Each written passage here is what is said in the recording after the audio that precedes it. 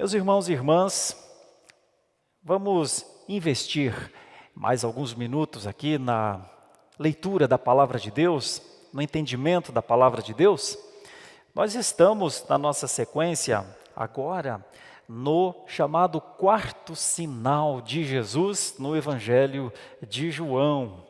Nós já pensamos juntos na transformação da água em vinho e procuramos ali entender que Jesus estava tratando da salvação pela palavra. Ele fez isso por sua palavra. Também, quando o Senhor Jesus curou o oficial do rei, nós percebemos que aquele homem foi salvo pela fé. Ele precisou crer, ele só teve de crer e ele recebeu isso de Deus. A fé para crer. Nós também vimos na cura do homem que estava no tanque de Betesda, que não foi necessário o tanque, com tanto misticismo em torno daquilo, não era a água que curava, era Jesus. E ele curou, e então aquele homem foi curado graciosamente, o que nos leva a entender o motivo dos sinais. Cada um dos sinais aponta sempre para uma verdade maior. Uma verdade que pode não estar clara, assim, aos olhos de todos. Assim o Senhor Jesus ensinou, assim Ele hoje ainda nos ensina. Então percebemos salvação pela palavra, salvação pela fé e salvação pela graça, nos primeiros 3 sinais. Hoje nós faremos a exposição do quarto sinal, um sinal simplesmente espetacular. Um sinal para a gente refletir, é a multiplicação daqueles poucos pães e ainda menos o número de peixes no jantar de uma multidão que talvez tenha atingido mais de 15 mil pessoas. O texto fala que são 5 mil, mas nós sabemos que normalmente só o homem era contado. Quem estava com ele quantas pessoas poderiam estar com cada um daqueles homens ali? Então, entre 15 e 20 mil pessoas. É um sinal esplendoroso. Mas será que o sinal é o tudo? O que além deste sinal de tamanho esplendor, o que o Senhor Jesus estaria falando? Não é? Hoje nós vamos estudar isso. E para frente, nos nossos próximos 3 sinais, nós ainda estudaremos outras coisas simplesmente maravilhosas acerca da salvação. Hoje, o tema básico é a provisão. O que é a salvação, senão uma provisão completa, uma satisfação? Você já deve ter ouvido isso e talvez até tenha usado essa expressão. Quando pessoas têm uma vida aparentemente de boa moral, aparentemente de boa ética, que falam a verdade, que cumprem seus compromissos, a gente diz: quase crente, ou parece crente. O que é que está faltando para ser crente? Aquilo que preenche o coração, um lugarzinho vazio dentro do nosso coração, que como num quebra-cabeças, a peça que se encaixa é o Senhor Jesus Cristo. Então, assim é a provisão de Deus na salvação, aquela pecinha última no coração e todo quebra-cabeças fica montado, aquela figura bonita, o ser humano, na verdade, que quando Deus criou, Deus disse: muito bom, mas essa pecinha precisa estar no coração, preencher o coração. Então, quando Jesus enche este coração, o homem fica verdadeiramente homem, mulher, a mulher fica verdadeiramente mulher. É quando nós nos agradamos daquilo que o Senhor nos fez. Provisão, em síntese, pode ser isso, aquilo que completa, aquilo que enche, quando não falta mais nada. Neste momento, nós perceberemos que faltava alguma coisa, comida, o povo estava com fome. O povo estava com fome. E a reação de Jesus é simplesmente um ensino poderoso sobre o que é a salvação. A salvação traz satisfação. A salvação traz a provisão necessária. Depois da salvação, nós podemos dizer como Davi disse no Salmo 23, o Senhor é o meu pastor, nada me faltará. Ou o Senhor é o meu pastor, de nada mais sinto falta. O Senhor é o meu pastor, tenho tudo. Percebe? Vamos pensar então nesse texto que está no Evangelho de João, no capítulo 6, dos versículos 1 a 15. Veja a beleza dessa passagem, também relatada por outros evangelistas, por Mateus, por Marcos, por Lucas, mas nós trabalharemos em João, por ser este um dos 7 sinais de Jesus no Evangelho de João.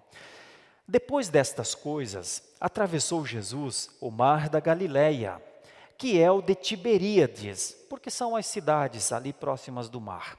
Seguia-o numerosa multidão, porque tinham visto os sinais que ele fazia na cura dos enfermos. Então subiu Jesus ao monte e assentou-se ali com os seus discípulos. Ora, a Páscoa dos judeus estava próxima. Olha, é importante só pensarmos nisso. A Páscoa dos judeus que estava próxima, porque tem um contexto. Muito do que Jesus fez aqui é por causa disso, deste momento. A Páscoa dos judeus estava próxima. Dos versículos 5 para frente. Então Jesus, erguendo os olhos e vendo que grande multidão vinha ter com ele, disse a Filipe, onde compraremos pães para lhes dar a comer?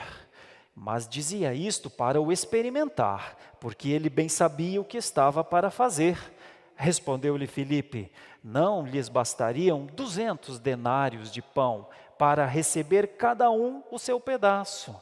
Um dos discípulos, chamado André, irmão de Simão Pedro, informou a Jesus, está aí um rapaz que tem 5 pães de cevada e 2 peixinhos, mas isto que é para tanta gente?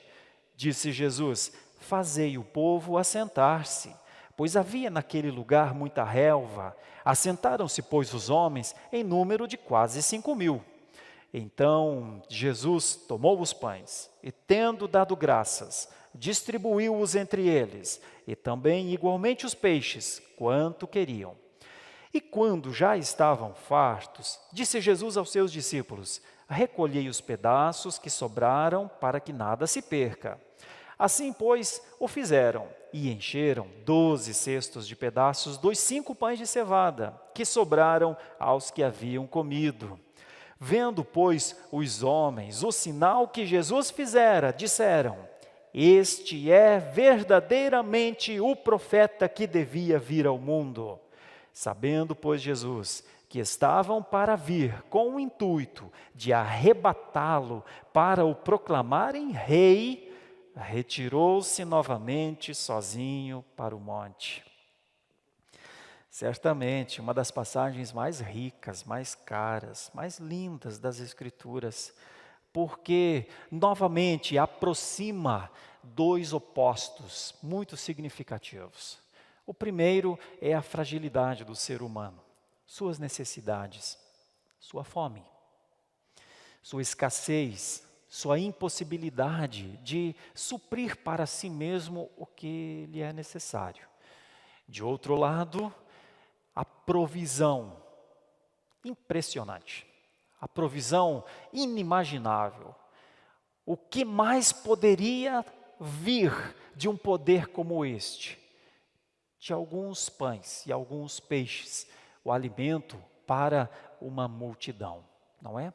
Esses 2 extremos são aproximados na pessoa de Jesus, que, obviamente, nos comunica um grande sinal, que o Senhor Jesus tem poder para coisas assim.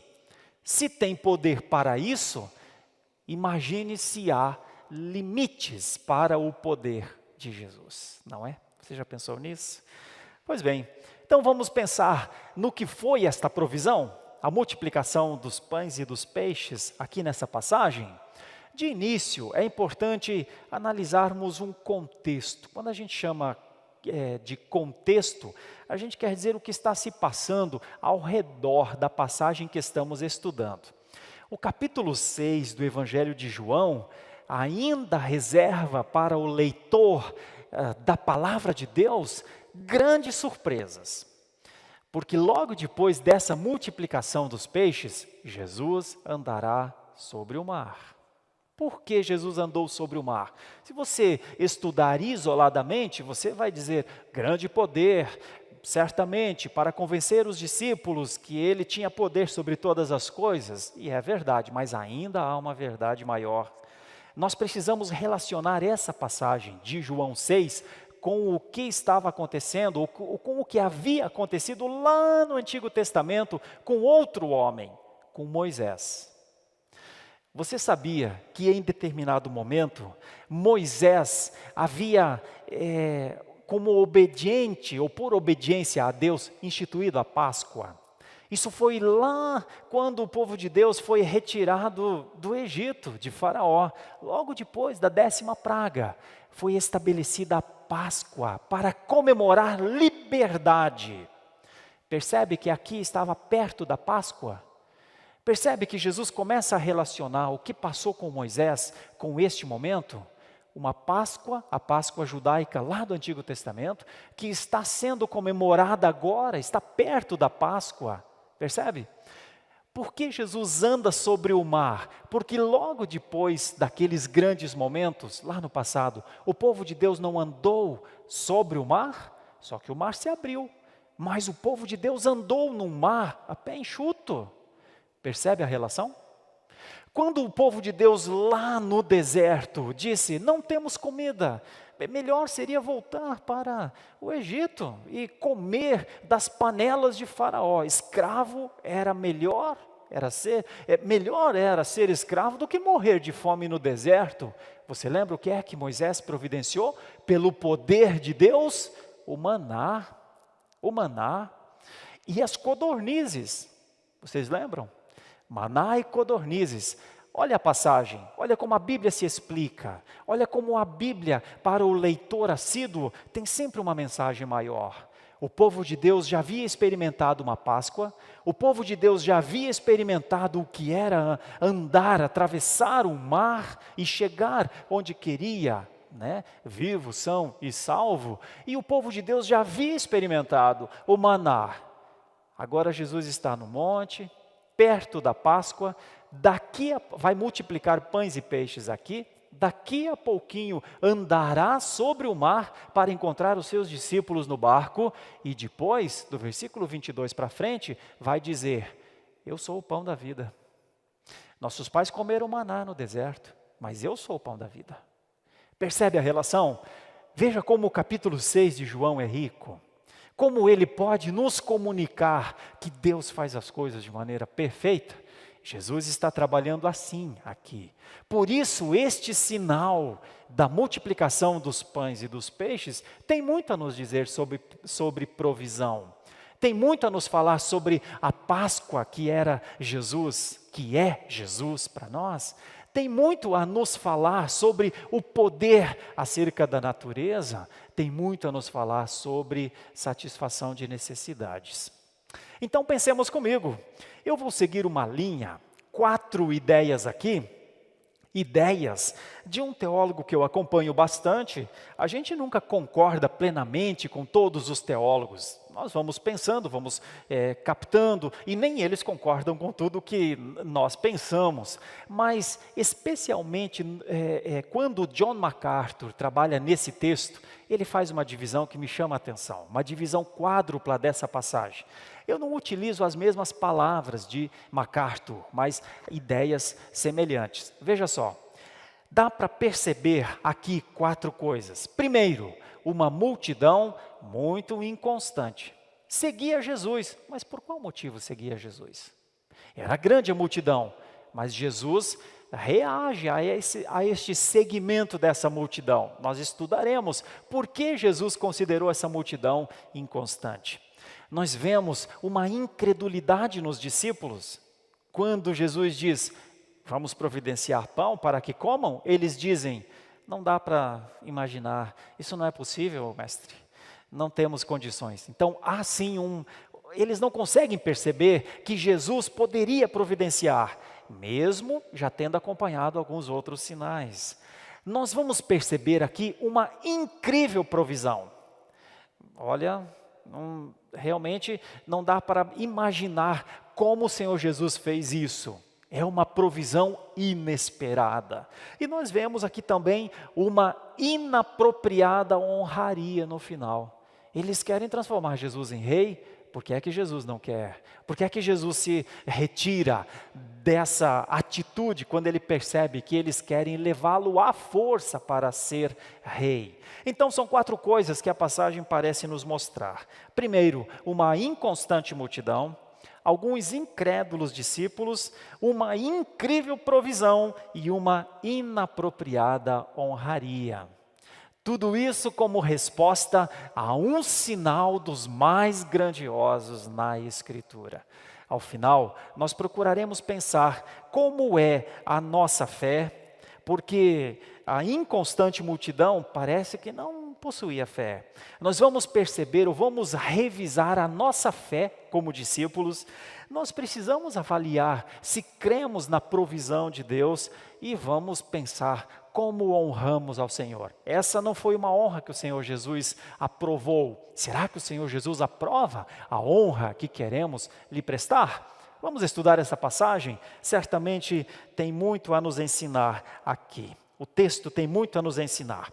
Veja só, dos versículos 1 a 4, então, quando eu digo que essa multidão parece demonstrar grande inconstância, nós percebemos que Jesus sobe a este monte. Essa é uma evidência que ele compara o seu ministério, que ele relaciona o seu ministério a Moisés. Moisés fez isso lá no passado. Da mesma forma, você sabe, nós temos os 10 mandamentos dessa atitude. Deus disse, sobe ao monte, e Moisés foi. Agora, Jesus sobe ao monte. Lá também, o povo ficou embaixo, esperando a palavra veio. Foram os 10 mandamentos, o decálogo. Aqui, Jesus olha para aquela multidão e percebe o seu estado. Reconhece, inclusive, sabia Jesus que esta multidão estava seguindo-o por conta dos sinais, das curas dos enfermos. Ele sobe ao monte e então relembra Páscoa, né? A Páscoa está perto. O que motivava as longas distâncias, então, eram os sinais. Estavam impressionados com os sinais. A palavra é inconstância, aqui nesses primeiros 4 versículos, porque a caminhada não era motivada por fé, por esperança em Jesus ou por amor ao Filho de Deus. Ainda não. Jesus sabia o que se passava no seu coração, no coração da multidão. Em outro momento, em João 2, quando todos eles promovem uma espécie de louvor a Jesus por seus feitos, o evangelista João diz, mas Jesus não se confiava a eles, porque Jesus sabia o que se passava no coração deles. Então, por que essa multidão é muito inconstante? Por que essa multidão, apesar de demonstrar que está seguindo a Jesus, deixa transparecer uma motivação duvidosa? Porque esta multidão buscava o benefício para a vida física, não para a espiritual. Buscava satisfação para a sua necessidade física, não para a sua real necessidade espiritual. Por isso, inconstante multidão. Jesus começa a mostrar, a pontuar a inconstância dessa multidão a partir da percepção do que ela busca. Por que ela está seguindo Jesus? Por que ela chama Jesus de rabi, chama Jesus de mestre? Por quê? Por conta do brilho dos sinais. Os sinais realmente continham uma mensagem muito forte. Mas será que essa multidão estava compreendendo a mensagem? Em outro momento, Jesus diz que ele gostaria que as pessoas crescem na sua palavra. Os sinais, ele reclama, inclusive, nos sinais anteriores que nós estudamos, ele em um determinado momento, ele diz para eu sei que se você não ver o sinal, você não crê. Mas essa é uma reprimenda à pessoa. A fé não pode ser sustentada por sinais. Sabem por quê? Porque Deus não tem o compromisso de ficar dando sinais. Já, por que sinal? Qual a necessidade de um sinal se toda a verdade está exposta? Por que novamente esperar o espetacular? Por que novamente esperar o extraordinário se tudo que o Senhor Jesus cumpriu na cruz, no seu ministério, não nos fará nenhum sinal e nada mais do que possa acontecer, nos fará mais salvos do que já somos. A salvação enche, a salvação plenifica, a salvação completa. Então, por que querer mais sinais? Só quer sinal, só busca sinal, aparentemente, quem ainda não creu. E era esse o caso da multidão.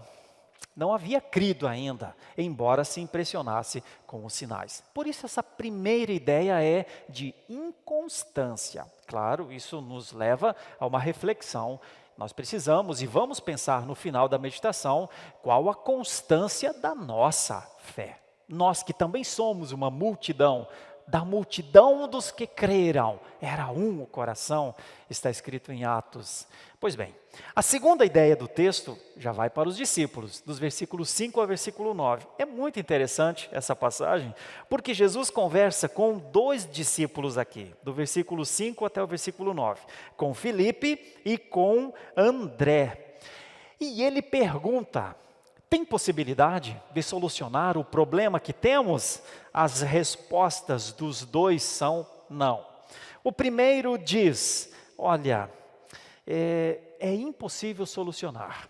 Ele diz que precisaria de muito dinheiro, ou seja, Filipe é prático nos cálculos, mas pessimista na conclusão. Não tem jeito. Filipe era de Betsaida, talvez 14 quilômetros de onde eles estavam. Por isso Jesus fala, provavelmente por isso Jesus fala com Filipe: Filipe, você que está perto da tua cidade, tem como a gente comprar pão para esse povo se alimentar? Jesus mostra a sua misericórdia. Esse povo está com fome, uma verdadeira misericórdia, diferentemente, claro, de uma frase atribuída a Maria Antonieta. Talvez nem tenha sido ela que tenha falado isso, mas em algum momento é dito que no período da Revolução Francesa, alguém disse: majestade, o povo tem fome e o povo não tem pão. E teria ela dito: não tem pão, que comam brioches. Talvez não tenha sido, realmente, não tenha sido falada por Maria Antonieta, mas essa passagem já consta nos livros de Jean-Jacques Rousseau. Ele conta em um dos seus livros, ele diz que uma certa princesa teria dito isso: se não tem pão, por que não comem brioches então? Uma completa demonstração de futilidade real, de desinteresse e de descaso pela necessidade, né? Mas não foi assim que Jesus viu o quadro. Quando Jesus viu que eles não tinham o que comer, ele chama um dos seus discípulos e diz: como a gente pode resolver esse problema? A solução foi: não tem solução. Então o outro diz: olha, ainda não é uma solução, mas tem um rapaz aí que tem alguns pães e alguns peixinhos, pães pequenos e peixinhos menores ainda, provavelmente no vinagre. Aquele menino estava com o seu lanchinho, com a sua merenda, né? Bom, é isso. Escassos recursos, então, para reais necessidades de uma multidão. Ingredientes ótimos para mostrar a incredulidade desses discípulos. Senhor, não tem jeito. Para que possam comer, não tem jeito. Percebe como Jesus vai conectar agora o sinal a Moisés, ao maná lá no passado? O povo também disse: não tem jeito, tem que voltar para o Egito, tem que voltar a ser escravo. Um povo que havia sido libertado, um povo que havia atravessado o mar, um povo sob as promessas, um povo sendo conduzido para a terra prometida. Dizer, temos que voltar, melhor seria voltar, ainda se revoltar contra Moisés? Pois é nesse momento de incredulidade dos homens que aparece a provisão de Deus. Quando as necessidades não serão supridas, porque os recursos são muito escassos, aparece Deus, o sinal de Deus, a provisão. Então, fica claro aqui a incredulidade dos discípulos, e certamente isso nos leva a uma ideia sobre a nossa fé, né? Será que nós também não precisamos de sinais para crer? Será que diante das situações em que estamos, ao invés de orar a Deus, Senhor, eu não vejo realmente solução, mas eu sei que o Senhor pode dar esta solução. Será que esse é o teor da nossa oração? Antes do desespero? Porque o desespero é o ponto final de alguém que não tem mais esperança. Esperança é uma palavra bonita, mas às vezes ela se esvai. A esperança precisa estar conectada com a fé. Estes discípulos nos dão uma ideia de que o Senhor pode sim operar aquilo que muitas vezes o homem não vê. E isso é fé, escrito pelo autor aos Hebreus, né? Fé é a certeza das coisas que este olho não viu. E então chega o momento mais precioso dessa passagem, isso está nos versículos 10 a 13. Eu vou ler estes versículos porque é quando alguma coisa acontece. Eu chamo isso de incrível provisão, inimaginável bênção. Bom, mas ainda tem alguma coisa além da bênção, porque a bênção, o grande feito, era só um sinal, só um sinal. Não era o fim, era o meio para que se cresce no que era a plenitude, o que era a provisão. Veja comigo, dos versículos 10 até o 13. Disse Jesus: fazei o povo assentar-se, pois havia naquele lugar muita relva. Os estudiosos dizem que por isso provavelmente seja a primavera, março ou abril. Assentaram-se, pois, os homens em número de quase 5.000. Os outros evangelistas também dizem isso, 4.000 e pouco. E eu lembro que isso queria dizer só os homens ainda, o número dos homens. Significa que as famílias, se houvesse famílias, estavam ali, não estavam sendo contadas, o número acresce muito. Então Jesus tomou os pães e, tendo dado graças, distribuiu-os entre eles e também igualmente os peixes quanto queriam. Você que frequenta a igreja já imagina que parece ter palavras aqui parecidas, que se assemelham com a ceia do Senhor. Nós, quando ministramos a ceia do Senhor, nós tomamos o pão, abençoamos, damos graças e distribuímos. Veja bem, esse texto não é a ceia. Não está querendo dizer que Jesus está fazendo uma ceia, até porque ceia, na igreja reformada, na igreja cristã reformada, é um meio de graça para todos aqueles que já professaram a sua fé em Cristo. Então eles se alimentam, porque a ceia é uma demonstração física de que nós somos alimentados por Jesus. A ceia também é um sinal. É uma demonstração de que somos alimentados por Jesus. Então, esse texto não está falando necessariamente de ceia, não é a ceia. Mas, entenda comigo, é um sinal, não é? Não aponta para alguma coisa? Olha como Jesus trabalha o alimento que Ele mesmo um dia será. Quando Ele falar, quero que comam do meu corpo e bebam do meu sangue, e aquele que não fizer isso não tem parte comigo. Percebe? É um sinal. Tem uma relação, nas palavras tem uma demonstração, porque é isso que Jesus repete quando ministra a ceia aos seus discípulos depois. Olha a intensidade do texto. O texto não está falando da ceia, mas aponta para uma ceia. É isso que ele faz. Quando ele toma os pães, dá graças por isso, distribui. Com um detalhe, ele distribuiu, e agora voltando ao texto para o sentido original do texto, o quanto eles queriam. É o que está na passagem no final do versículo 11. E no começo do 12 está escrito: e quando já estavam fartos, ou seja, quando já não tem mais condição de comer alguma coisa. Parecido com o que aconteceu lá com as codornizes. É quando, depois de eles estarem fartos, de não aguentarem mais, que Deus tratou com aquele povo incrédulo lá atrás, que não estava satisfeito com Deus e com a sua provisão. Agora, depois que eles estão fartos também, Jesus então pede que eles encham o que sobrou, encham os cestos do que sobrou. Também é interessante, 12 cestos, 12 apóstolos aqui, né? A provisão completou totalmente, não havia mais nenhuma necessidade. A palavra aqui é satisfação. A palavra aqui é o quanto eles queriam. Essa é a bênção da salvação. É total, não é pela metade, não é meia salvação, é tudo. Ou é salvo ou é não salvo. Não existe meio salvo. Existe crente ou não crente. Não existe quase crente. Um pouquinho crente. Sendo crente. Experimentando o começo da fé. Não existe. É uma passagem assim. Da água para o vinho. Da doença para a cura. É uma passagem assim.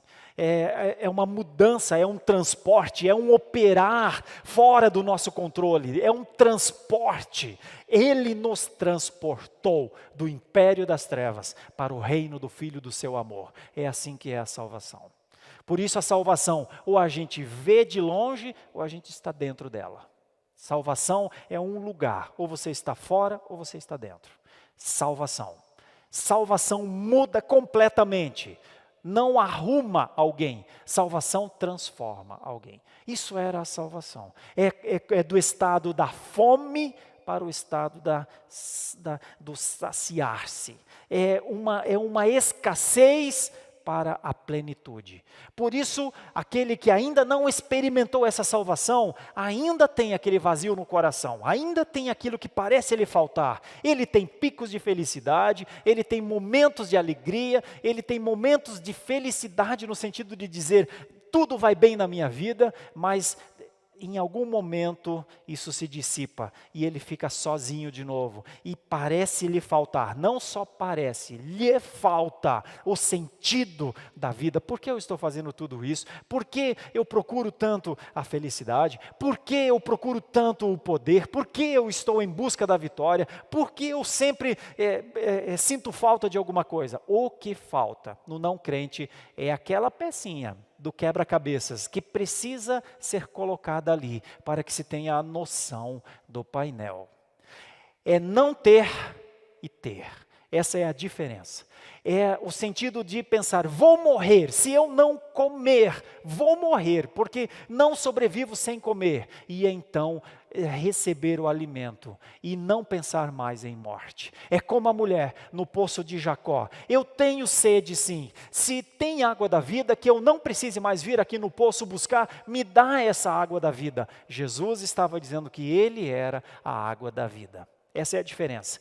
Nicodemos disse, não tem como voltar ao ventre da minha mãe para nascer de novo. Jesus disse, mas se não nascer do Espírito, não compreenderá nada da vida. Essa é a diferença. Quem não crê, a quem não foi dado a fé para crer, ainda não consegue compreender as coisas mais essenciais da vida, ainda que seja muito inteligente e reconhecido por todos, aplaudido ou aplaudida nos lugares mais maravilhosos da terra, ainda não sabe de onde vem o vento e para onde vai. Essa é a diferença. Salvação enche, e a não salvação é sempre uma escassez. Aqui a palavra de Deus parece mostrar a incrível provisão de Jesus para eles, para que eles soubessem que o pão da vida estava entre eles. Não era só para se alimentar naquele momento, era para terem a comida, o alimento espiritual para sempre. Será que a multidão creu nisso? A provisão foi incrível, maravilhosa, mas eu não sei se a fé respondeu a isso. Nós também temos de nos perguntar, se a provisão de Deus é tão grande, eu posso dizer, o Senhor é o meu pastor, não preciso de mais nada? Última parte aqui da passagem, eu estou seguindo ideias de John MacArthur, eu já falei no início da nossa exposição, porque a honra seja a quem é de direito. Eu não estou fazendo as divisões de John MacArthur, mas estou seguindo uma ideia, um raciocínio dele. A última é uma inapropriada honraria. Uma inapropriada honraria. Só que veja o que era essa honraria. Queriam torná-lo rei. Nada melhor, não é? Um exército procurando um comandante para liderar. Os romanos tão opressivos. Certamente, agora, esse que nos deu pão, esse pode, com o seu poder, nos fazer vencer. Né? Que decepção, né? Uma grande decepção para eles, mas não mais do que para Jesus. Eles viram os sinais, e então eles disseram, este é verdadeiramente o profeta que deveria vir. Note que eles usam inclusive passagens bíblicas, eles estão remontando Moisés, em Deuteronômio 18, versículo 15. Um dia virá após mim um profeta. E também em Atos dos Apóstolos, capítulo 3, está registrado isso, um varão profeta, a ele ouvi, o profeta que deveria vir, vocês saberão que ele estará entre vós. Eles dizem, está aí o profeta. Mas qual é o problema dessa honraria inapropriada? Qual é o problema? O problema é o bem-estar social que eles querem. O problema é que o limite para o reinado do Jesus que eles haviam conhecido era ser rei ali naquele lugar, destronando imperadores e então tendo um rei que eles entendiam humano. Isso não era honra para Jesus. Assim como não era honra, não foi honra para Jesus, quando Pedro disse para Jesus, lá no Monte da Transfiguração, quando Moisés e Elias estavam lá, ele disse, vamos fazer tendas, eu faço uma tenda para cada um de vocês. Não era honra para Jesus, porque o Filho de Deus não cabe numa tenda. Porque o Filho de Deus e a sua glória e o seu reino não cabem num trono. Ali estava um pouco da glória de Cristo, do seu manto celestial. Por isso, não foi honra para Jesus ouvir aquilo de Pedro, assim como não foi honra agora ouvir deles, queremos que seja o nosso rei. Assim como não foi honra eles falarem quando Jesus, em outro momento, entra numa cidade, em cima de um animalzinho, e eles gritam, Hosana, bendito que vem em nome do Senhor, porque eles queriam levá-lo ao trono, mas naquele momento Jesus desvia-se da multidão e vai ao templo orar. Percebe que algumas honras são inapropriadas? Essa foi uma honra altamente inapropriada, porque aparentemente mostrava uma evidência de manipulação. Eles queriam alguém que lhes ajudasse a cumprir seus propósitos, e Jesus é inimanipulável. Isso nos leva a algumas aplicações, claro, que nós já vamos pensar, se a nossa fé em Jesus serve para manipular os poderes de Deus a nosso favor, ou se ela serve para que nós sejamos moldados à pessoa de Deus e suas instruções. Eu quero concluir essa meditação então, uma vez que trabalhamos nessa manhã com estas ideias, uma inconstante multidão, alguns incrédulos discípulos, uma incrível provisão e uma inapropriada honraria. Quero concluir dizendo algumas coisas básicas. Jesus não é solução rápida de necessidades, meus irmãos. Jesus para ter saúde, Jesus para ter riqueza, Jesus para ter autoestima, Jesus para solução de casamentos quebrados, Jesus para nos ajudar a criar filhos, Jesus para nos fazer vencedores? Não. Foi isso que a multidão demonstrou com a sua inconstância. O legado de Jesus é outra coisa. legado de Jesus é a alegria, a paz, o conforto do Espírito Santo. Jesus não é solução rápida para os problemas da vida, meus irmãos. Jesus é o alimento que satisfaz. Jesus enche o coração e somente Ele, como aquela peça do quebra-cabeças. Jesus multiplica, sim, o que nos falta, o que jamais conseguiríamos adquirir. Isso é Jesus. Quero aplicar rapidamente. Falamos aqui, pensamos na inconstante multidão. Poderíamos avaliar, revisar nossos propósitos. Por que seguimos a Jesus? Por que seguimos a Jesus? A multidão seguiu a Jesus porque esperava mais sinais de Jesus. Aparentemente uma inconstância grande aqui. Por que seguimos a Jesus? Por quê? Nós vimos alguns discípulos incrédulos numa possível solução. Revisemos novamente a nossa fé. Cremos em Deus se não houver bênção. Se não houver bênção, temos condição de dizer, creio em Deus, creio em Deus, creio em Deus. Diante da pior doença, diante da pior escassez, diante da pior adversidade, creio em Deus. Cremos em Deus. Diante da incrível provisão, revisemos a questão do alimento espiritual. Temos nos alimentado do Senhor fisicamente, um meio de graça que é a ceia do Senhor é uma evidência de alimento espiritual.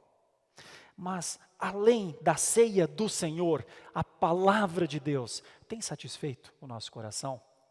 Nem só de pão viverá o homem, mas de toda a palavra que procede da boca de Deus. A palavra é alimento. Pense no alimento mais completo. Pense no alimento com todos os nutrientes necessários.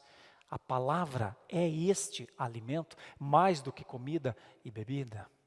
Revisemos a nossa fé, o nosso alimento espiritual. A palavra parece falar de uma inapropriada honraria. Revisemos rapidamente o senhorio de Deus, o quanto Ele é rei sobre nós, o quanto Ele é rei espiritual sobre nós. As nossas palavras de gratidão são pelo quê? Senhor, muito obrigado por eu não estar doente. Senhor, muito obrigado pela minha família ser essa bênção. Senhor, muito obrigado pelos meus irmãos. Senhor, muito obrigado pela minha igreja. Senhor, muito obrigado por eu não ser um pecador como esses pecadores. Muito obrigado por eu não ser como um destes. Lembre que essa foi a oração do publicano. Se nossas orações são só agradecimento por bênçãos, é verdade que nós temos de agradecer a bênção. Mas um dia Jó disse para a sua mulher, Deus não nos tem dado tudo o que nos é necessário, nós temos que aprender a também sobreviver e nos alegrar com o que muitas vezes não nos agradamos. Lembre do que Paulo disse, aprendi a viver. Aprendi a viver. Então, aprender a viver tanto na escassez quanto na satisfação é uma evidência de honra a Deus. Quando nós passamos do agradecimento pelas coisas boas para a reclamação das coisas que não estão boas na nossa vida, muitos chegando até no todo do cristianismo a lutarem contra Deus, achando que lhes é por direito, que eles têm direito a questionar a Deus. Isso honra a Deus? O Senhor que tudo sabe, que tudo pode e que tudo faz para a sua glória? Revisemos a honra. A honra ao Senhor pode ser muito inapropriada, sim, até mesmo com palavras lisonjeiras para Deus. A honra deve ser dada a quem tem a honra, não a nós, Senhor, mas a Ti seja dada toda a honra, nos momentos bons e nos momentos difíceis também. Que o Senhor, com a sua graça, nos ajude, nos dê o entendimento cada vez mais do que foi esse sinal. A salvação plenifica, a salvação tem tudo, a salvação é o tudo. Quem tem a salvação não precisa de mais nada. Feche seus olhos um instante, vamos orar ao Senhor, com sua graça. Podemos falar com Deus. Senhor nosso Deus, vendo esta passagem e a dimensão deste sinal, percebendo que a multidão seguia por sinais, percebendo que os discípulos não conseguiam contemplar uma solução para o problema, percebendo que o Senhor deu uma solução muito além do que se poderia imaginar, e percebendo que quando eles foram honrar o Senhor, honraram mal, porque quiseram torná-lo rei, um simples rei de um momento na sua história. Podemos aprender grandes coisas, Senhor. Podemos aprender que não precisamos te seguir por sinais, te seguimos por fé, seguimos pela sua presença, porque o Senhor é o centro.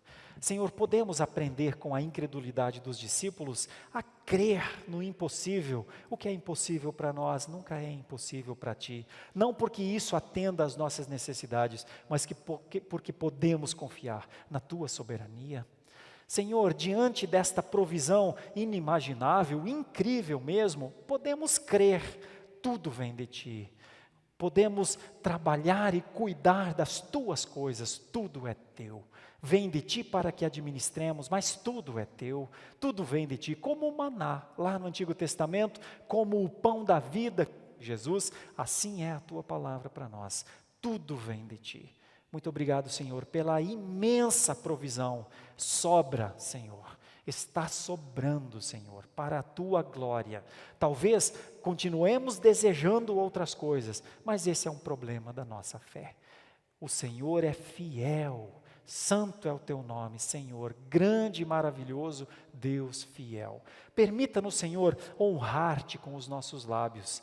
Não só agradecendo por coisas boas, mas também reconhecendo que os momentos difíceis, que quando a nossa fé é provada, o Senhor quer extrair as virtudes de dentro de cada um de nós. Abençoa-nos, Senhor, também com as nossas orações. Ajuda-nos, Senhor, a orar como convém. Ajuda-nos, Senhor. Assim nós te pedimos, pedindo a tua graça, que é maior do que a vida. Em nome de Jesus. Amém.